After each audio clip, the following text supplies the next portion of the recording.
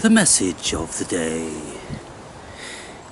It has been my soul, S-O-U-L, intention to capture your souls, S-O-U-L,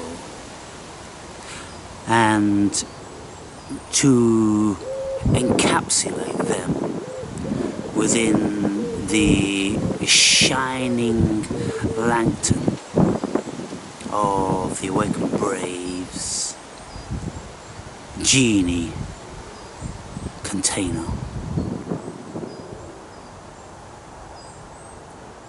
Why do I want to do that? Why do I want to suck in your consciousness into my shiny, glistening lantern,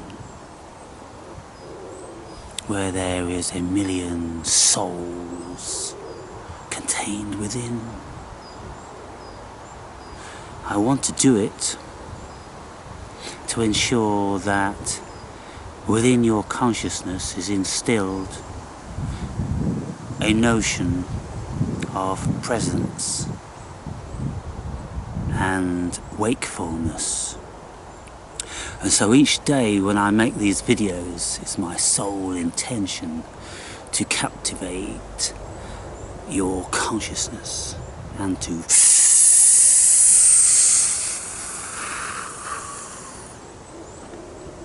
suck it into my lantern, so that you retain an awareness of the words I'm speaking and you utilize them in your everyday life, instead of enabling them to go in one ear and out of the other, which seems to be happening to most people most of the time. And I can speak certain profundity and it won't register with you, will it? It won't register. Because you have your format, you have your way, you have your path, you have your jurisdiction, you come under other people's jurisdiction, and you have become slaves to your masters on a small micro scale, and slaves to your masters on a macro scale. Slaves to your ego, slaves to your passions, slaves to your addictions, slaves to your conscience. Look at how we are imprisoned with all of these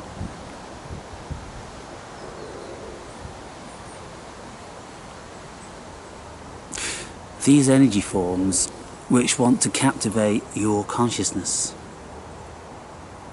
And so if I captivate your consciousness, I may be able to free you from the other nefarious energies which are highly intent on capturing your consciousness and feeding on it on an ongoing basis. You see, lots of you will wake up in the morning and the first thing that will happen is that you'll realize that you're captured by a certain something, and usually that will be a form of addiction. So you are captured by the nefarious demon of nicotine. You are captured by the nefarious demon of caffeine. You are captured by the overbearing, oppressive fear of loss and lack. And so you'll quickly ready yourself and leave the house and go and do the things that your masters want you to do. And during that course of however long you're doing it for each given day, your mind is contained by those entities, you see, and you are invariably not free to think about freedom, to think about other options, because those activities, they keep you engaged, imprisoned and busy. And so then, many of you will have overbearing rent or mortgages. You'll have obligations to furnish your credit card bill with the appropriate amounts, with the car payments and any other payments. Look at all these little demons running around in your head, demanding your energy, instilling fear within you.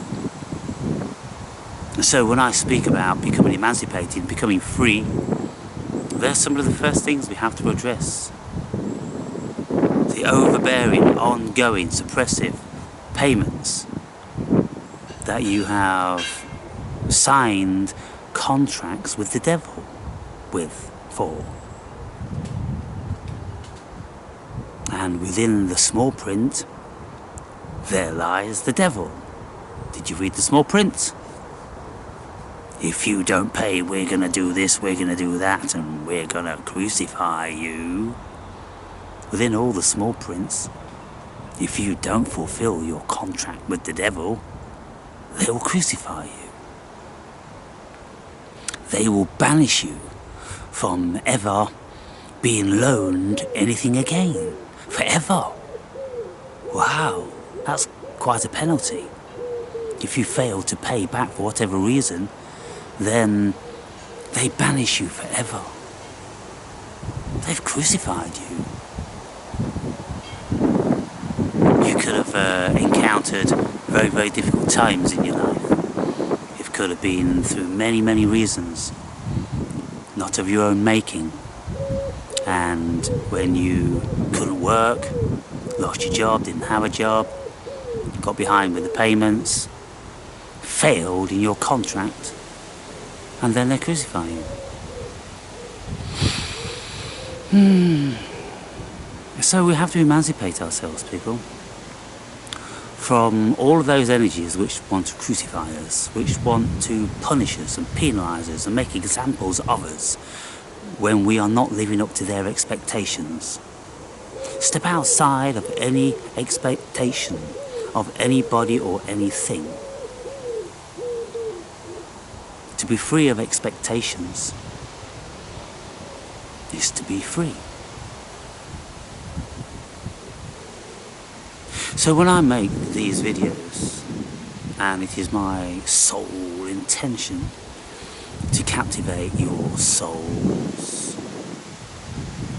to instill within you my words, and to bring about a heightened probability of my energy entering into your dreams, into your unconscious, as a subtle reminder, so that you don't fall back to sleep again.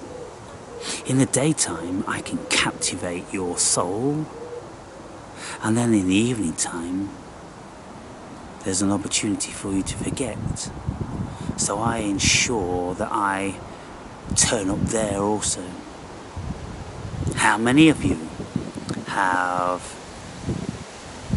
been acquainted with the awakened brave when you have been asleep? And for those of you that can't remember, it would have happened. And now you will remember when it does happen. And so you can see, can't you, how it works? You can see, but by listening to me, I enter into you. And you see, this is one of the powerful things that Jesus said. He's said to have said in the Bible.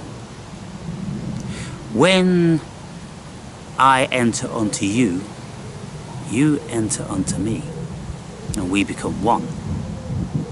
So this is why the people that wrote the biblical scriptures are emphatic that you should read them on an ongoing basis, And the whole premise of any religion is that you read these scriptures constantly, and they always would advise you, would turn you away from reading anything else. And they even go as so far as to say that anything else is evil, and anything else is distraction, and anything else is going to take you out of the kingdom of whatever deity they are promoting. And there is a lot to be said for that, because if you read scripture constantly, then the Spirit of God and the Spirit of Jesus will indeed reside within you. It will be indelibly embedded within your psyche, your mind, your heart, and your very body through reiteration. And so they knew that 2,000 years ago, and they promote it very, very heavily these days. Now, it can be beneficial if you use it in the right way.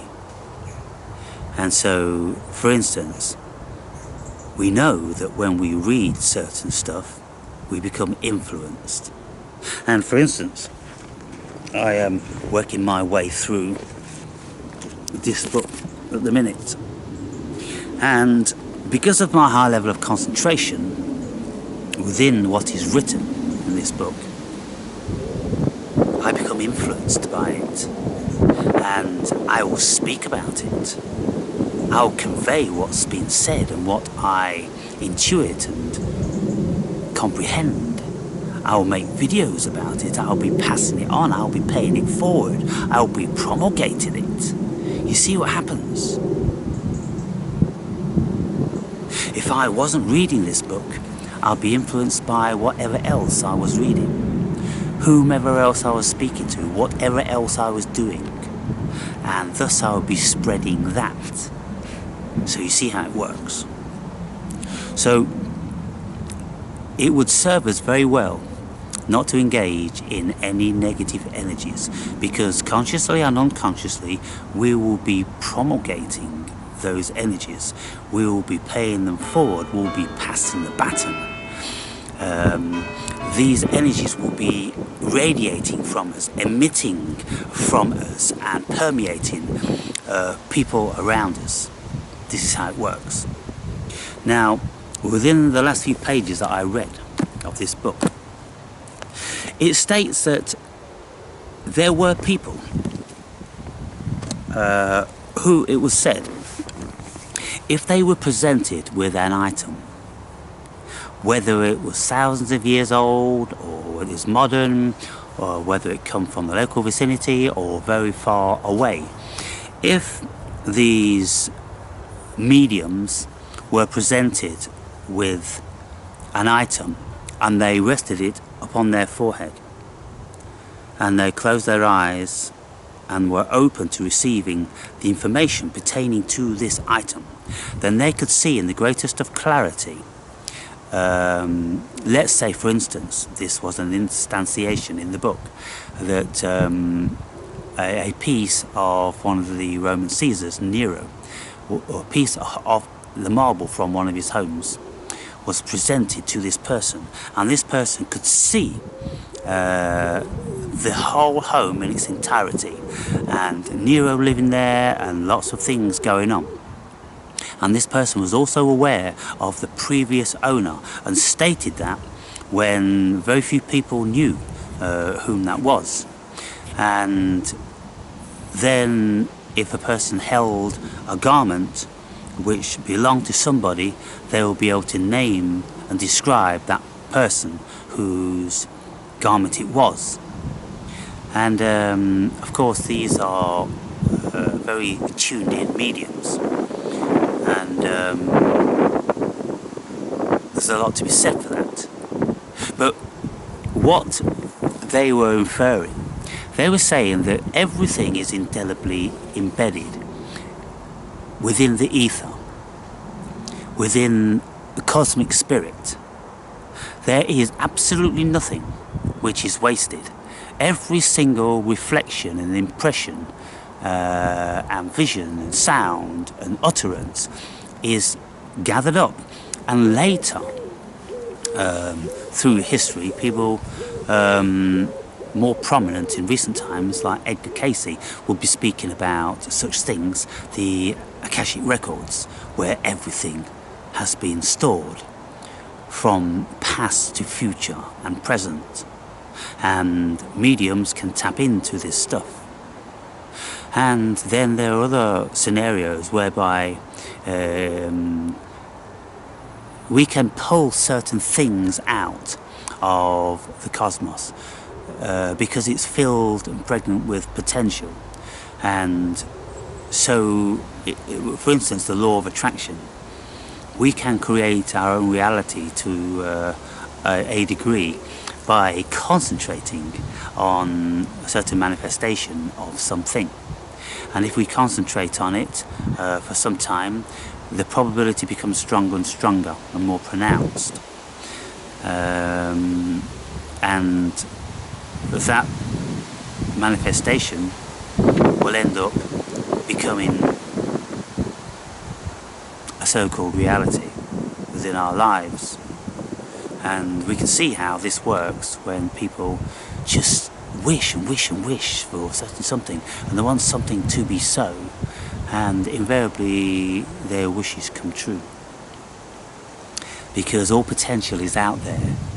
And if you don't concentrate on what you want and the variety of life that you want to live, then you'll be governed and manipulated by everybody else's ideas and wishes and commands. You see, so you have to have your own. You have to have your own very powerful desires, commands, and visions of what your life is going to be. And so, when we look on the internet, we can see that everybody is vying for your energy. And many people are manipulative, nefarious, and other people, they offer different varieties of energy. And if I could put in a nutshell what the energy I'm conveying is promoting, it is an open mind, a stillness, an awareness, and a presence of being,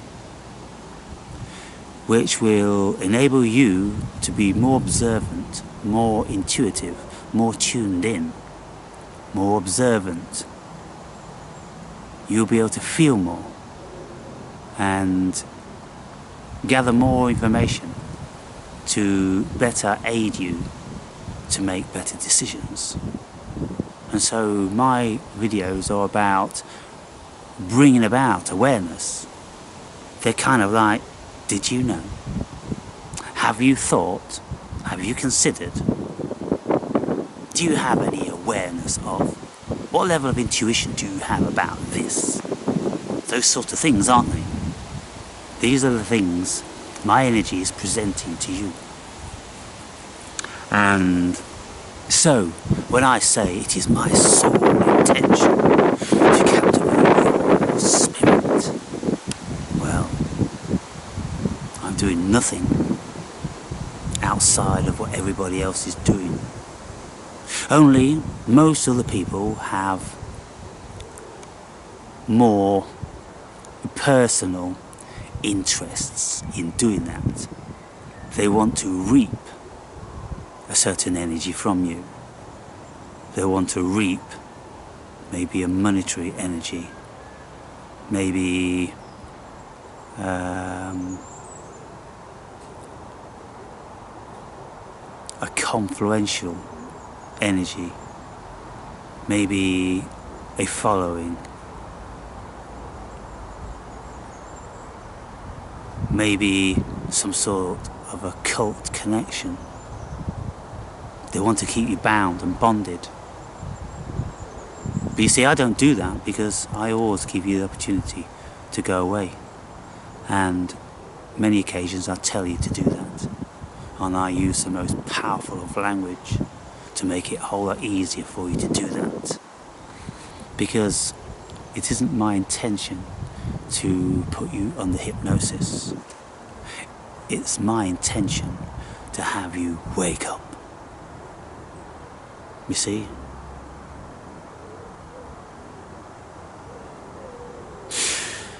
And so, when I look at what's going on these platforms, I can see it's a free-for-all. Everybody shouting, over here, over here, over here, look over here. And you're like this, everywhere. And your mind's fragmented. And you're captivated by this icon. And you're drawn in through the hypnotic vibration of it. And then from that one you go to the next one, and the next one, and the next one, and the next one. And you're led all around, aren't you? Until in the end, you're exhausted. And you've been on this journey, and you don't know why or how it happened. Because you was under hypnosis all the time. But if we have our set intentions, and this is why, people, I'm so emphatic about the necessity, requirement, and power of reading, because what we do, we choose what we want to invite into our consciousness. And so I chose 6 years ago that I wanted to invite this energy and information and spirit into my being. And it took me 6 years to get round to reading it, because there's a lot of other stuff that came or made itself apparent in the interim. But increasingly I found that the books that I was reading and being influenced by videos and people, they weren't satiating me, they weren't touching me, they weren't giving my soul what it needed. And so I resigned to take my autonomy back again, and to look on my bookshelves, all the books that I read, and maybe start to read them again to see what impact they had this second time round. And I noticed that this and the other half of the volume, and then there's another one like this, which is The Secret Doctrine. And these books take you back to the very, very beginning of the supernatural and all of the human experience pertaining to that. And that, from these books, give me a foundation into the human psyche from the beginnings of time as to what they were thinking, what was making manifest during the current state of human consciousness. And this book written, let's say 1875, new editions 1885, that sort of period. So some time ago, right? And so to have this background and this knowledge and this sound foundation is very important, because how many of us have a sound foundation to anything that we think we know? So when I started out on my journey, my spiritual journey,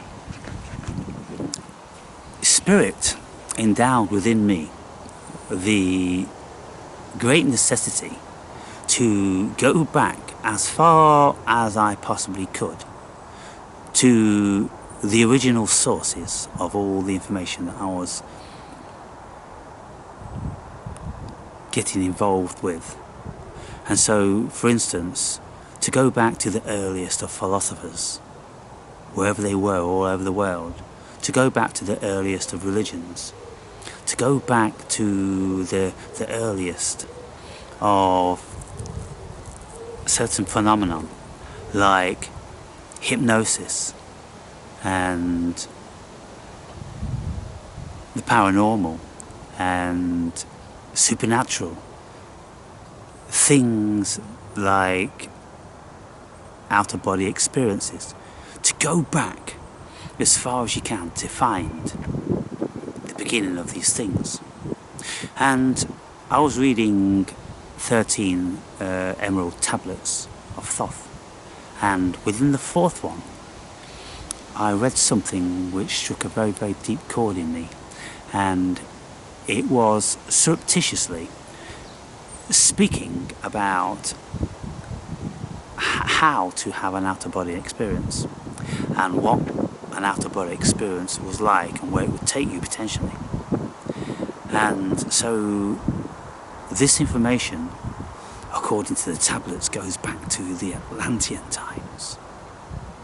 So of course human beings have had these abilities for as long as they have been human beings.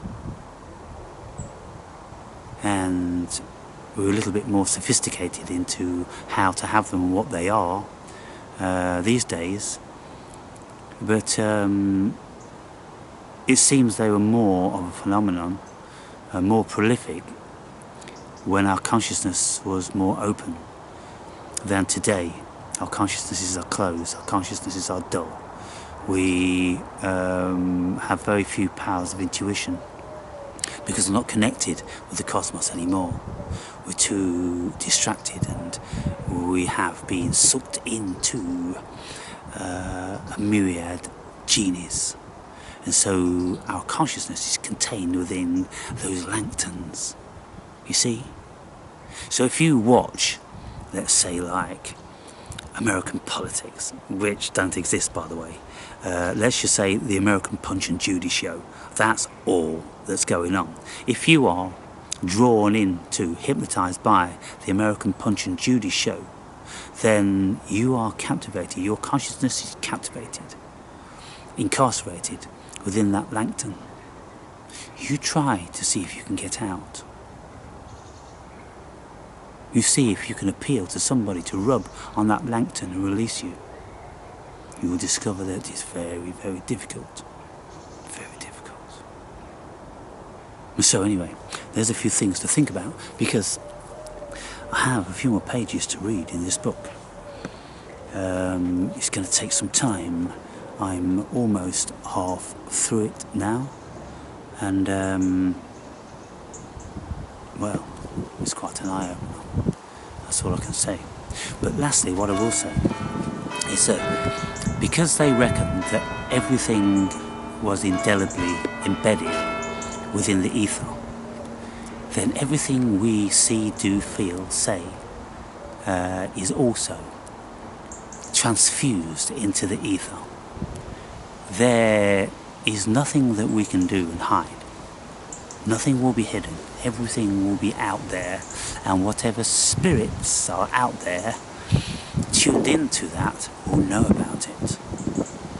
And so maybe this is God. Maybe this is what is constituted as the final reckoning of God, because nothing goes unseen.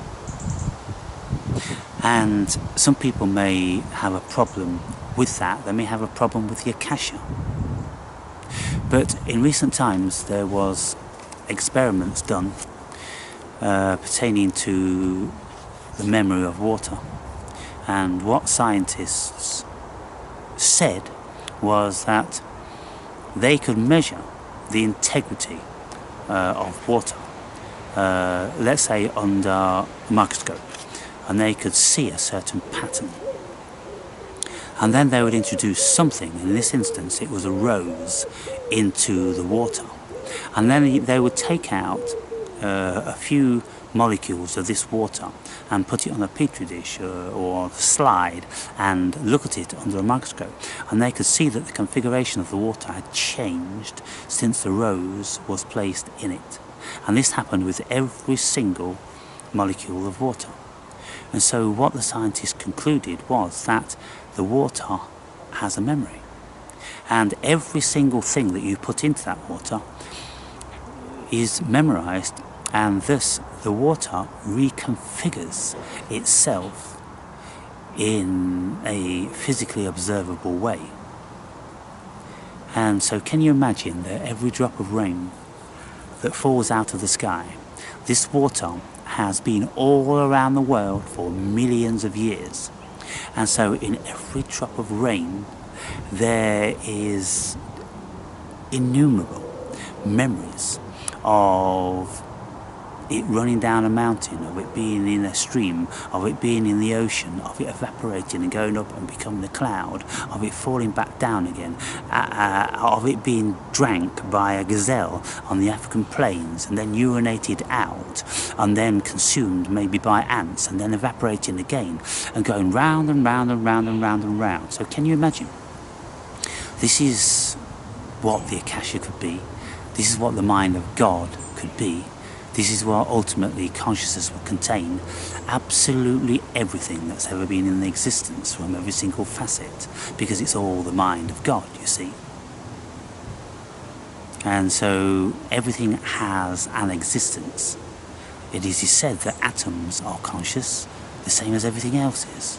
The whole cosmos is conscious. And the more we fractalize it and go down into the smaller and smaller and smaller, it doesn't diminish the mass of memory. And just to reiterate this one last time, give another instantiation.